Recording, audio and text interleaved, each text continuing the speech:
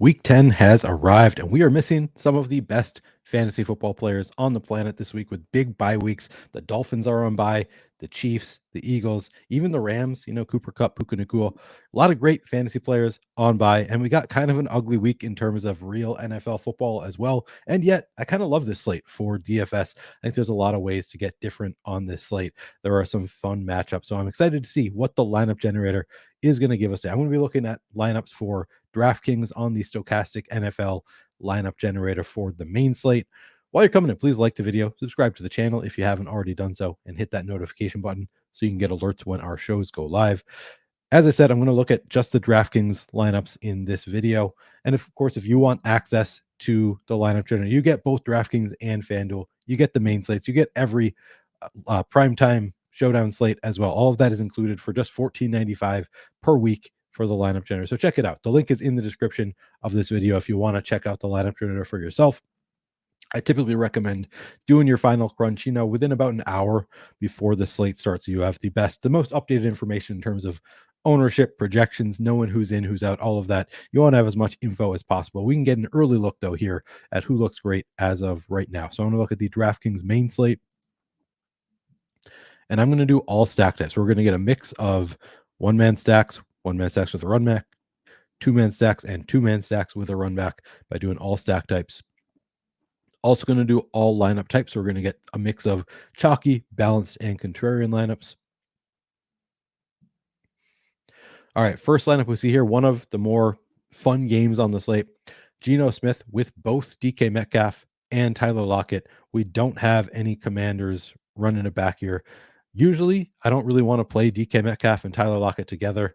I kind of think this is one of the rare games where we might see both of them hit in the same game, just like we saw last week with the Texans. I said it a number of times last week that we hadn't really seen it happen yet, but I had a feeling that at some point CJ Stroud was going to hit with, and of course, I was saying Nico Collins and Tank Dell. Didn't work out exactly like that because it ended up being really Tank Dell and Dalton Schultz and or Noah Brown. Nico Collins was the fourth best of those pass catchers, but still, it was the first time we've seen multiple pass catchers go off for CJ Stroud. I kind of think the same thing could happen here against this Commanders defense that has just been getting crushed by opposing passing games, and now they're down Montez Sweat and Chase Young. I kind of think this is a spot where maybe we finally see it all come together with both DK Metcalf and Tyler Lockett hitting. So I don't hate this at all, having the double stack here, even without a bring back. You could throw in a Terry McLaurin here too. The Seahawks defense is nothing special, so certainly could do a full game stack, but nothing wrong with this. We've got a low-owned Jerome Ford in this one, along with Jalen Warren, both pretty low-owned. CeeDee Lamb's been looking great at about 15% ownership. TJ Hawkinson, kind of chalky, 23% ownership.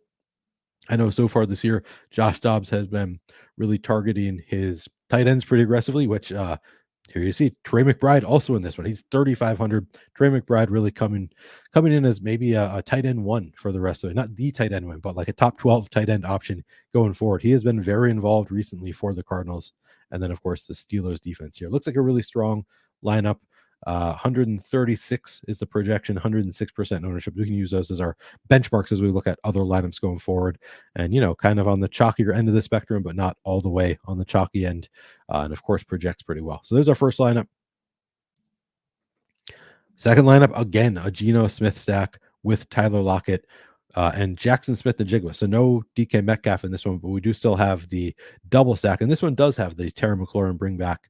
We got both. This is interesting. Both Steelers running backs in this one. Jalen Warren and Najee Harris going up against a bad Packers run defense. Amon-Ra St. Brown in this one.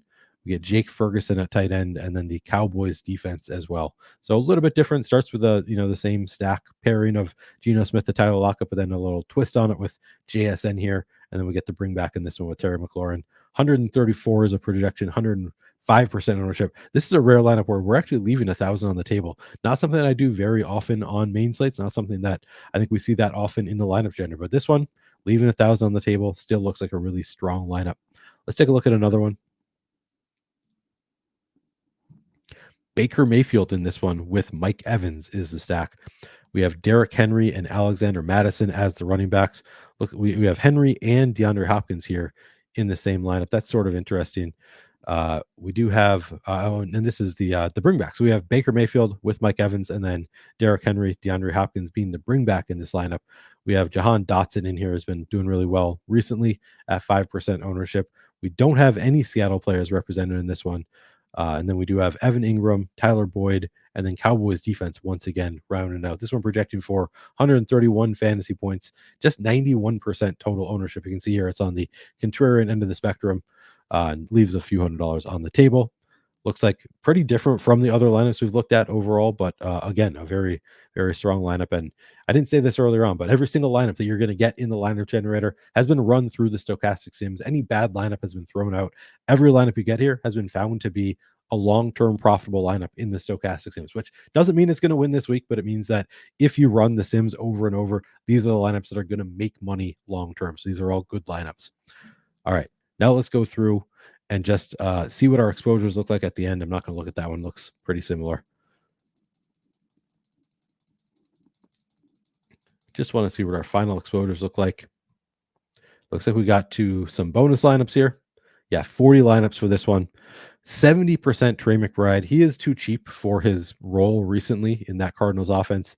But man, 70%. I probably wouldn't play 70% myself. I would probably try to cut that back a little bit. But I also said that a couple weeks ago, and then Trey McBride went off. So maybe he just is a player that is way too cheap at 3.5K, and we need to be putting him in our lineups. We got to 42% CeeDee Lamb, 38% Amon-Ra St. Brown, 28% each of Alexander Mattison, Evan Ingram, and Marquise Brown here. We do have Kyler Murray back this week as well. I forgot to say that. That's another bonus for Trey McBride, having Kyler Murray back.